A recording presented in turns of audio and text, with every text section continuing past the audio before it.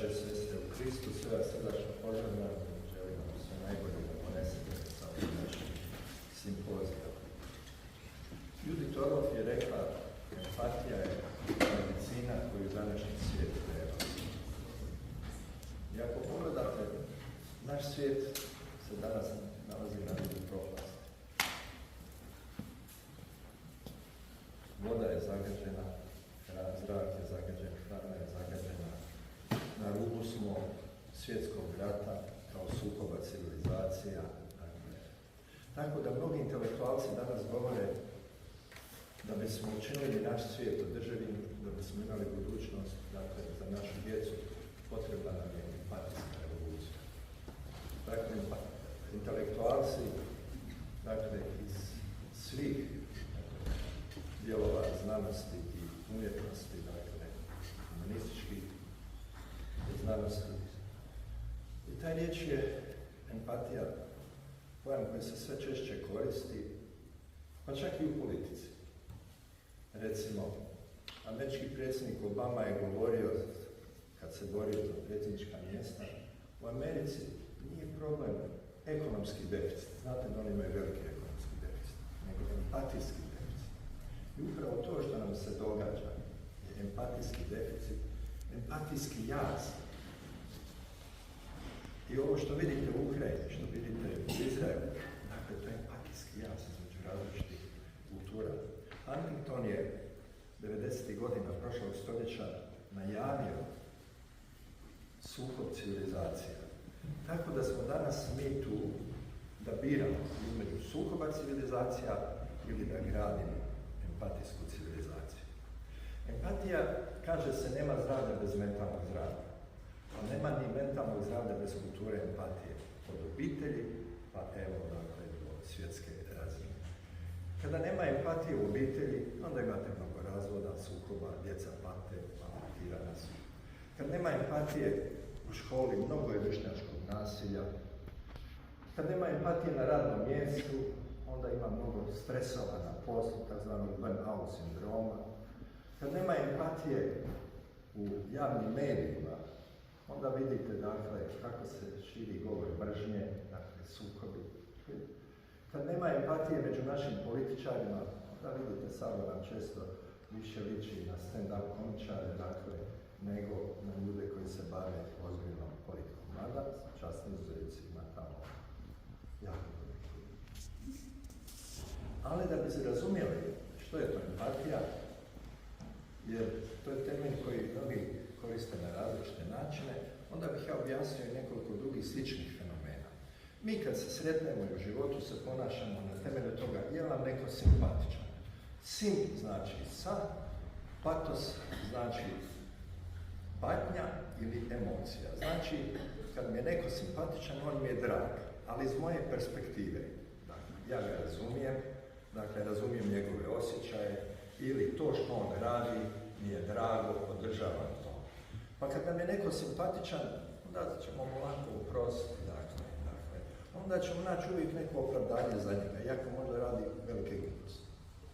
Kad nam je neko antipatičan, ma može biti najpametniji na svijetu, mi ćemo naći nešto protiv njega i da kažemo da on ne valja ili da smo mi bolji od njega. Sljedeći pojam je apatija. Znači, ono anti znači protiv, patos znači protiv osjećaja, stanja, dakle, te osobe. Apatija, ono a znači nedostatak nečega. Znači, nemam emocija, sve jedno je šta se događa. Dakle, a postoji još jedan važan pojam, a to je psihopatija. Ne? Psihopate su ljudi koji iskorištavaju druge, zloupotrebljavaju druge, dakle, i nanose im patnju.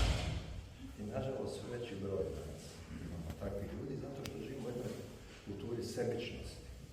Kako smo tehnološki jako napredovali u civilizacijskom smislu.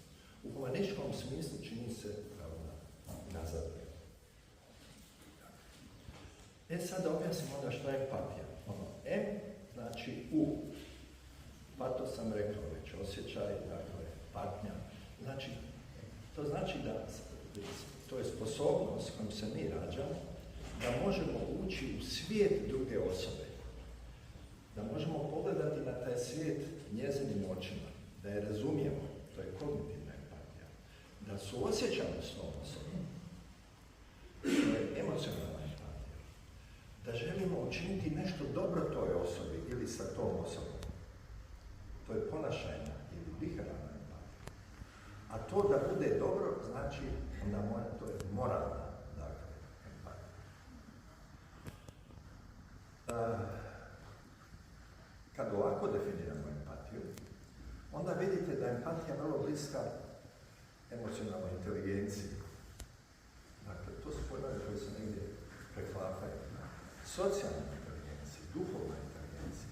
Empatija je temelj naše mudrosti, jer ako ja mogu pogledati kroz svijet druge osobe, ja mogu vidjeti jednu drugu perspektivu. Dakle, da moje znanje je daleko šire. Kad mogu ući u svijet te osobe, onda ja i ta osoba, znači ja i ti, možemo graditi jedno veće mi. Mi, vi i oni gradimo još jedno veće mi. Tako dakle, možemo graditi empatijsku civilizaciju. Mi smo skloni empatizirati sa onima koji su bliski nama. Sa našom skupinom, dakle, ili sa našim narodom, sa našom vjerom i tako dalje. Tako da danas postoje veliki empatijski jazor. Ali ja bih i rekao da to onda nije prava empatija, s obzirom da je svijet globaliziran, dakle, i s obzirom da je Bog jedan, i da nam je On Otac svima, i da smo mi svi dio jednog jedinstvenog života, dakle, onda postoji pojam interpatija, to je znači empatija iz različitih kultura. Znači, empatija u pravom smislu znači da mi gradimo jedan humanistički self, da gradimo jedan bolji svijet u sebi i u drugima. Kako se to radi? Život je komunikacija. Ne može se ne komunicirati dok god smo živi. A komunikacija je procesiranje informacija. Dakle, nije važno samo što nam se događa, nego koje značenje mi pridajemo tome što nam se događa.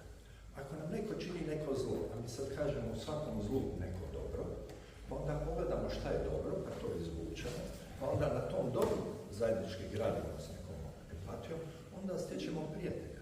I tako onda svjedočimo ono što nam je rečeno prije 1000 godina, dakle, ne samo ljubi bližnjeg svog kao samog sebe, nego ljubi i neprijatelja svog. Ako dakle, nemamo onda neprijatelja. Kad se ljudi sretnu, oni vam igraju igre. I to su često igre moći. Ko je tu pametniji, ko je tu jači, ko je u pravu. I mnogim ljudima je važno biti u pravu, a ne graditi dobar odnos. A suština je empatija, kao to, da gradimo dobar odnos. Jer kad imamo dobar odnos, onda ćemo se lako dogovoriti i svako je po nečemu u pravu i onda, dakle, gradimo jednu zajedničku viziju. Dakle, jednog boljeg svijeta i života, dakle, u sebi, dakle, i oko sebe. Tako da imamo 4 terapijske komunikacije. Empatija ide iz samo jedne, a to je ja sam u redu, vi ste u redu. To je win-win komunikacija. To je komunikacija zdravlja. Druga komunikacija je ja sam u redu, ja sam ok, vi niste. Ili vi niste ok. Dakle, ja sam pametan, vi niste pametni. Vi mene treba da slušate. Ja sam moćan, vi ste nemoćni. To je pozicija kompleksa više vrijednosti, pozicija superiornosti. To je paranoidna pozicija. Paranoidni ljudi obično uvijek druge okrivljavaju da su oni krivi, dakle, za ono što nije dobro. Aha, ja sam bolji od njih i zato oni imaju nešto, dakle, protiv mene. A oni imaju jedno krivo vjerovanje, čovjek je u osnovi zločest, a svijet je opasno mjesto. Drugi dio te pozicije je narcistička pozicija. Ja sam bolji od drugih, dakle, i drugi treba meni da služe. I dok mi služe, oni su dobri. Ok. Treća komunikacijska pozicija je ja nisam u redu, dakle, vi ste u redu. Jer ta druga osoba, ona je u redu. Dakle, ja sam slab, ona je moćna, ja sam glup, ona je pametna. To je pozicija kompleksa manje vrijednosti, to je pozicija inferiornosti, to je depresivna pozicija. To je pozicija osobe koja sebi otpisuje kvalitete, koja sebi otpisuje moć. A Depresija je zapravo opisivanje, kad jedna naučena bespomoćnost, zato se zove depresivna pozicija to, jer depresivna osoba sebi opisuje vrijednost i opisuje si moć, da može upravljati svoj život. I sljedeća pozicija je nihilistička. Ja nisam u redu, vi niste u redu. Kad Bog vidi šta je stvorio, pokaja se, dakle. Bolje da nas nema. I onda lijepo mogu uzeti eksploziv, dođem i sve nas dignem u zrak, zapravo mi smo teški jedan promašaj. Dakle, u osnovi kulture empatije je, znači, pozicija ja sam u redu, vi ste u redu. Dakle, zajedno smo i pametni, i jači, i zdraviji. Dakle, i zato je iznimno važno, dakle, da shvatimo. A to je zapravo suština vjere. To je suština onoga što je Krist, dakle, prije 2000 godina rekao, civilizacija govori. Kad se rodimo, dakle, onda imamo sposobnost za empatiju, ali empatija je nešto što treba učiti, što se razvija. Dakle. Ako pogledate male bebe u porodilištu, kad jedna zaplače, sve druge počnu da plaču. Znači, vidite empatičnost. Zašto? Zato što mi imamo zrcalne neurone. I zapravo mi se zrcalimo jedni u drugima. Sad ovisi o kulturi, o našoj vjeri, kako će se ta naša sposobnost dalje razvijati. I dakle, mi se svi rodimo kao djeca i to nas slobo kasnije, kako već prohodamo, odrastamo, da istražujemo svijet, igramo se, veseli smo, sretni smo, dakle, i to ono slobodno dijete.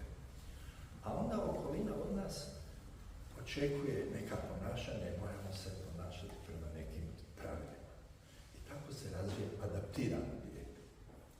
Sad, ako nas usmjeravaju na pravi način, prepoznaju prave vrijednosti u nama i onda nas roditelji slijede, onda je to super. Međutim, često, dakle, nedostaje kultura empatije u obitelji, pa onda se slijede krive vrijednosti.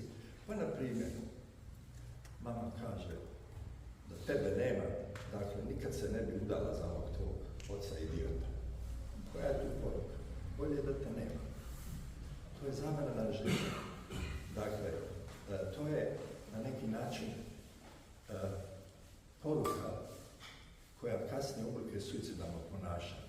Da ta osoba, bolje da me nema kad me niko ne voli, na primjer, ako je tako definirano, onda kad ga ostavi draga ili dragi, onda on sebe, na primjer, ili ne uspije u svom poslu, onda izvrši samoubojstvo. Ili sin kaže, tata, ja mislim to, tata kaže, ti tu da misliš, ti tu da slušaš.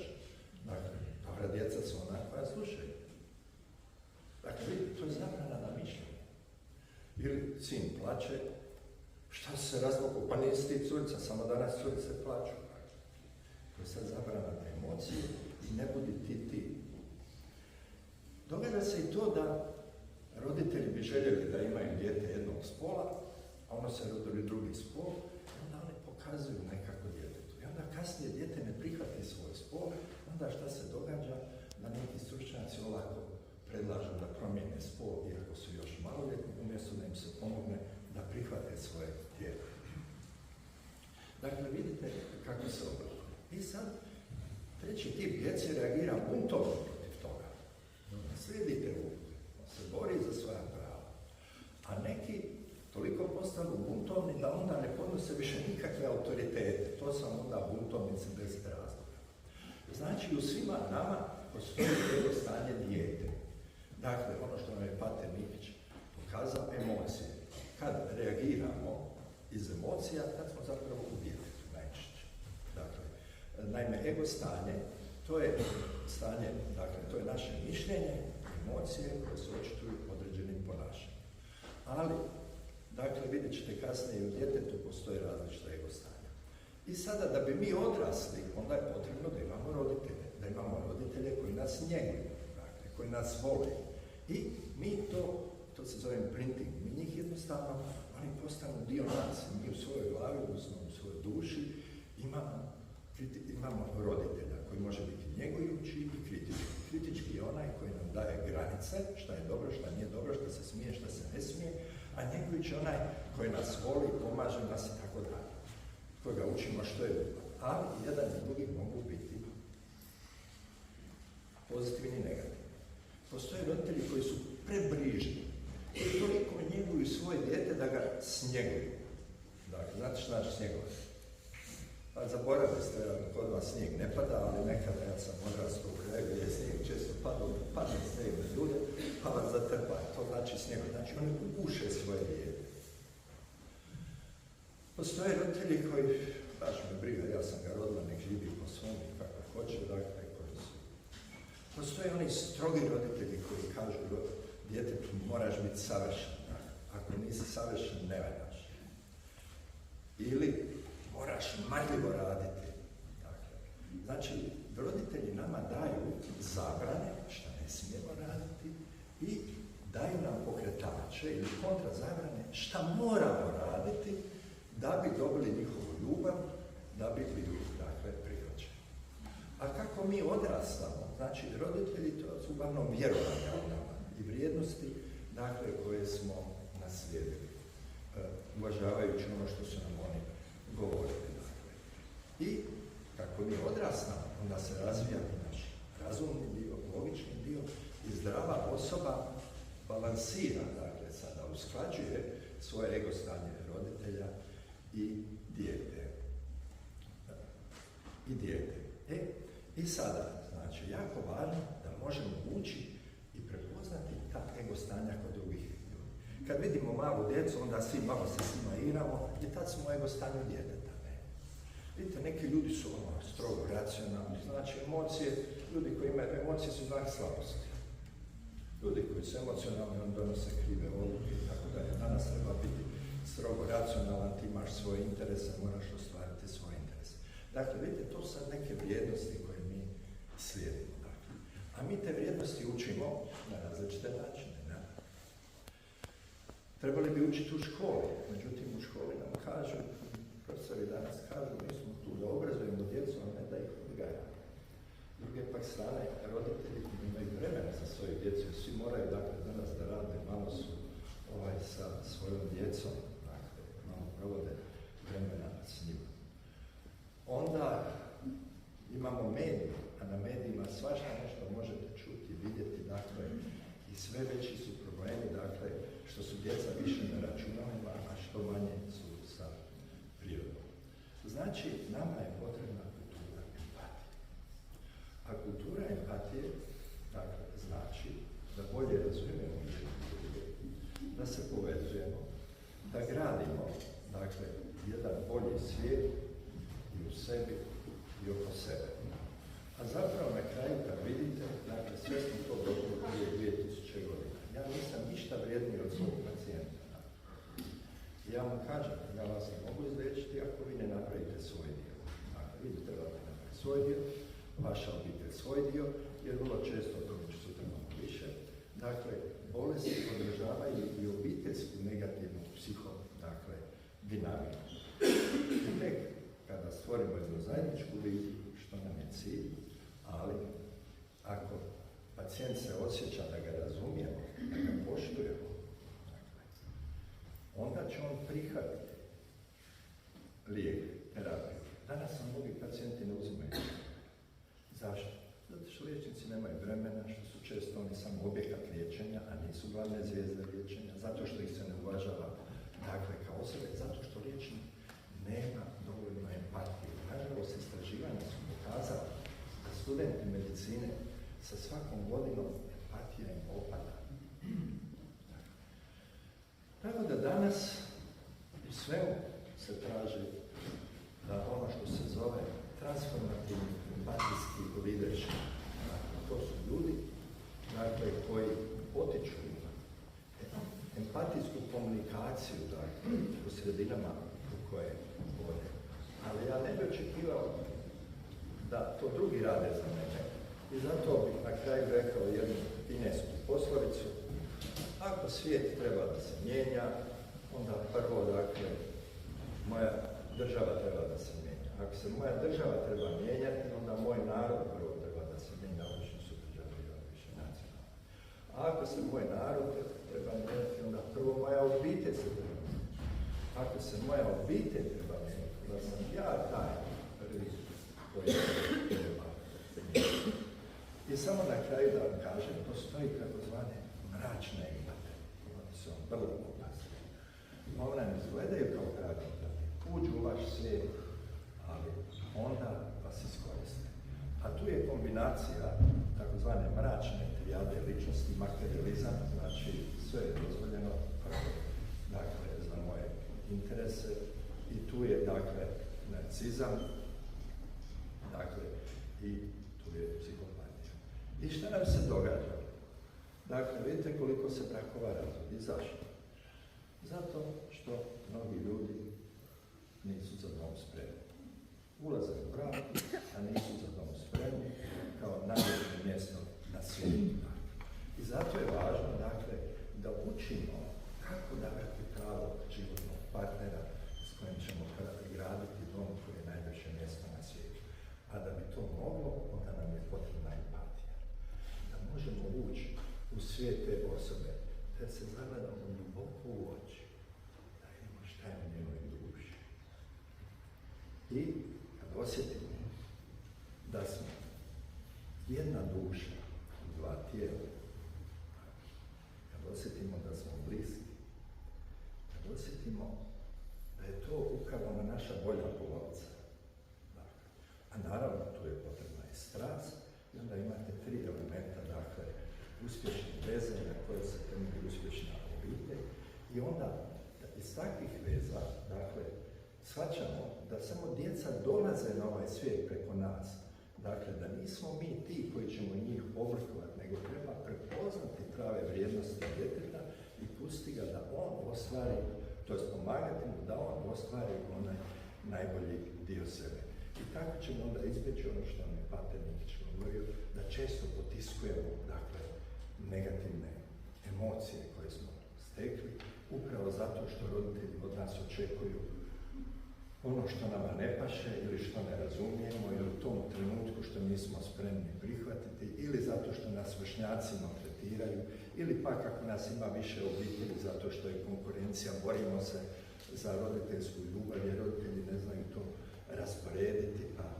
Dakle, tako mnogo je načina kako nastaju problemi i zato je važno, dakle, da to razumijemo i da je čovjek u osnovi biće vjere i da mi svi počinjemo sa vjerom i kada imamo pravu vjeru, onda slijedimo prave vrijednosti.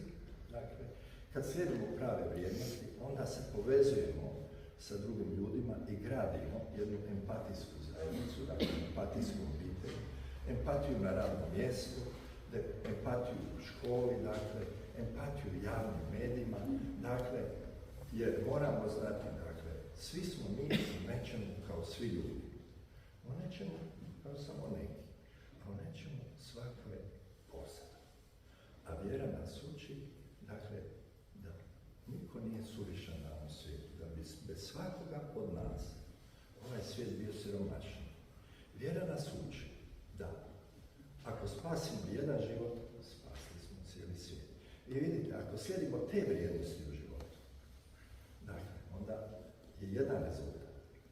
Ali ako mislimo, ja sam bolji od drugih, dakle, na ovom svijetu samo treba, kao što je Hitler mislio, dakle, oni super ljudi, dakle, pa je naredio da se ubijaju psihijatrijski bolesnici, pa je Židove dehumanizirao, dakle, pa su ih onda ubijali. Ali vidite šta je i transgeneracijska trauma, vidite šta se nakupilo u Židovima danas, pa vidite, dakle, što oni Naravno, dakle, i druga strana je pridonijela. Jer, kad sam rekao, kad se ljudi sretno igraju igre moći, uvijek se pojavi neko ko progoni one druge, neko ko je žrtva i neko ko je spasitelj. Ali to su uloge koje se izmjenjuju, kako u obiteljima, tako i na političkoj razini. Dakle. I zato je iznimno važno da shvatimo, dakle, da lijek za našu civilizaciju je empatija i dakle da trebamo graditi jedno suosjećajno društvo koje ide od suosjećajne obitelji do suosjećajne škole, dakle, gdje nastavnici razumiju i suosjećaju sa djecom, dakle, istinski odgajaju da ostvare ono najbolje u sebi, da u medijima imamo poruke, dakle, gdje poštujemo jedni drugi. I za kraj, važno je razlikovati svaka osoba ima svoje mjesto na ovom svijetu i svaku osobu treba poštovati. Dakle, ona ima dignitet. Od ponašanja, meni se ne mora sviđati vaše ponašanje, ali ako vas ja poštujem kao osobu ili ako se ja vama ne sviđam se moje ponašanje, ali ako me poštujete kao osobu, onda ću ja promijeniti svoje ponašanje. Naći ćemo dakle nešto zajedničko, stvarat ćemo dakle jednu zajedničku viziju i tako ćemo stvarati jednu zajedničku učeću organizaciju, dakle kako da radimo ovaj svijet bolje. U čemu je tu jako važna i znanost, i umjetnost, dakle i vjera, odnosno religija. Evo, ja sam zahvaljujem na pozornosti i na prilici da sam danas ovdje s vama u, kako je rečeno, najljepšem gradu na svijetu.